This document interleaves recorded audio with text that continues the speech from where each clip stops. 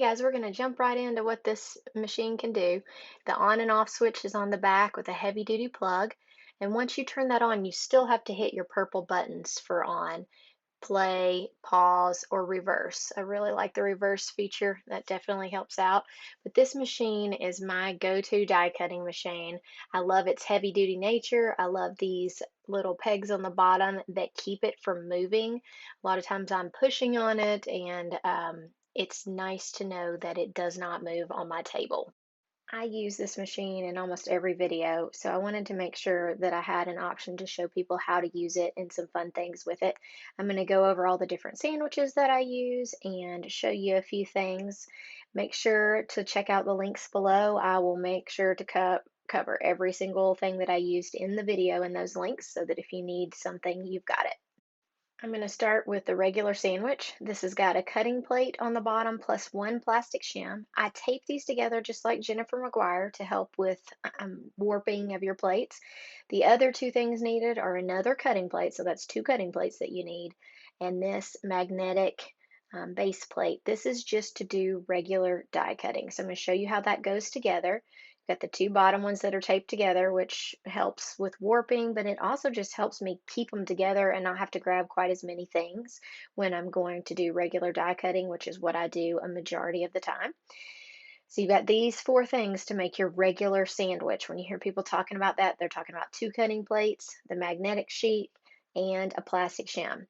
Extra pieces that come with it, and these will definitely be in the box, are this metal shim, another a plastic shim, which is I have taped to my bottom plate, and I'll show you that here. So taped together, I hope you can see that tape and see what that does. This is the embossing mat. So the embossing mat and the metal shim are not used all the time in just regular die cutting. They're used to dry emboss, to emboss. The metal shim, like if you've got a really intricate die, sometimes you will use that. I'm going to start with one of my Pink Fresh background dies just so you can see how well this cuts, and also a couple of tricks to getting parts that are left in the die. And I'm going to do my regular sandwich. So we've got those two bottom plates, we got the magnetic plate, the die, the paper, and then the top plate. So you always want your die's cutting surface to go to the cutting plate. You can kind of see it as it comes out. It needs to be facing up so that it cuts through the paper, and that impression from it hits this plastic thing so that it doesn't tear up your magnetic plate that you have. If you put the die the other way, it is going to leave an impression and scar up this bottom mat. I know there's other mats you can buy where you can do them a different way, but we're just going over here's what's in the box and this is how you use it. So this die has lots of pieces. You'll see that some of them are really easy to push out, but then you're left with all these little pieces here. So with these areas that aren't coming out, I use a We Are Memory Keeper tool that's made specifically for this purpose to poke out the extra parts. So it's got a little sharp end that goes through these holes. Each die usually has holes in it so that you can do this.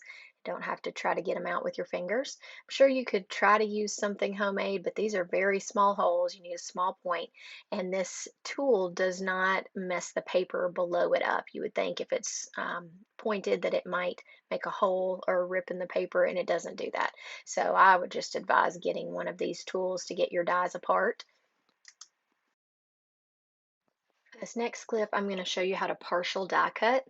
This means if you have a die and you only want half of it cut out, what you do to do that. This takes some effort lining up, and you can do it a lot of different ways, but for the purpose of demonstration, I want to show you that where you put the cutting plate is where the die will cut.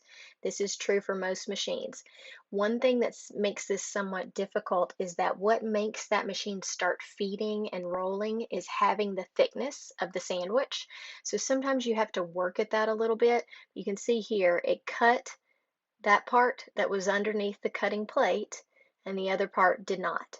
So it's just a way to use your dies in a different way, and it really can make some cool projects. So I used a congrats die in this one just to kind of show you something small. But I do want to show you when you have little pieces left on your plate like this, you need to get them off. They will create an embossed image of those pieces on future die cuts. So you need to get them off so they're not making an impression and you've got this plain plate. Sometimes they are very stuck and I have to use my little tool that we talked about earlier from We Are Memory Keepers to get them off of those plates. Next, I'm going to show you a fun technique when I emboss with stencils. This is fun to do on plain paper just to have a white raised background. It's also really fun to do on any type of pattern. This is a great background stencil, so I thought I would show the technique with it. When you start out, you're taking your two base plates. So that's the cutting plate, plastic shim, taped together, metal shim, stencil, paper, embossing mat, and then cutting plate. I will put that on the title of this, and I will also include that setup in the description below. I did do some 3D embossing on the bottom of this piece of paper to kind of compare it with what kind of results you could get from a stencil versus an embossing folder. I'll throw that sandwich back up here again as I run this through the die cutter so that you'll have it one more time because I know it's a long set of instructions. So I'm going to throw it back up on the screen here so you'll know what this is. It's cutting plate, plastic shim, metal shim, stencil, paper, embossing mat, cutting plate. It's 7 different things. And like I said, I will include that in the description as well as all of the things I'm using here. But check out this reveal. So the bottom part is a 3D embossing folder and the top part is using this stencil. I just love these results and I'm so excited that I can use a $6 stencil to create some same effects as a background die that could cost 30. For this next skill, we're going to emboss using a die. I thought I'd start with something small just so that you could see the detail, but you put your embossing mat in. It's your regular sandwich plus your embossing mat before the cutting plate. I'll put all of that sandwich up at the top right here. But this will bring out an embossed image of the congrats die that I used. And it gives you a couple options. You could leave it embossed like that, or you could cut out a couple and layer them on top, giving it a great 3D effect. Next, I wanted to look at slimline dies. These are 8.5 by 3.5. And you'll see that the length of the Gemini is supposed to be about 8.5 to 9. It covers the whole thing with that little metal that sticks off. The cutting edge you'll see me point to with my finger. So the cutting edge isn't as close, but part of the metal still has to extend out there. So if you are going to use one of these slim lines, you just need to be really careful how you're lining it up on this because it will not cut unless it's covered with the cutting plate. So I'm going to do a couple of these and show you some problems that you run into, but that you can still pull this off. It just may take a little bit more effort than some of your other dies, and definitely worth the fact that this machine can do a slimline versus having to buy the bigger machine, which is expensive. You could also go ahead and just start out with the bigger machine and then you wouldn't have to worry about this. Since this is the machine that I have and I don't want to go spending money on another one, I decided to figure out a way to make this work. So a lot of this requires that you line things up appropriately. That extra little edge of metal on the end, I don't know if it makes it thicker or what, but it makes it very difficult to get this sandwich through the machine. You still need to use your regular sandwich and play with it. So remember, what makes the machine start rolling is the appropriate thickness pressing on the rollers inside. So I tried to get it with this and I struggled pushing it through, just wasn't going through, trying to hold it down. But I finally get it through when I rotate the plates around and just adjust where the metal hits. So that metal is causing trouble with the arms. So you really have to kind of play around. I move my die sometimes and just move it like a millimeter down, a millimeter up, and then try it again. And that seems like that's really worked well. So I was going to show you on a colored piece of paper so that you could see hopefully what this is doing. But if you'll see my magnetic plate is a little bit warped, which makes this extra challenging.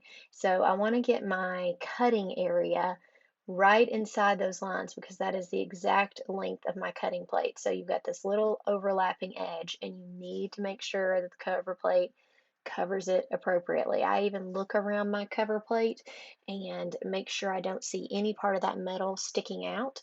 But when you go through the machine, you need to put a decent amount of pressure on the plates you have in your hand. So once you've got them lined up, you're pressing them pretty firmly, firmer than you normally do, and trying to feed it through. See if you've hit the right spot. You can see right here, I have not.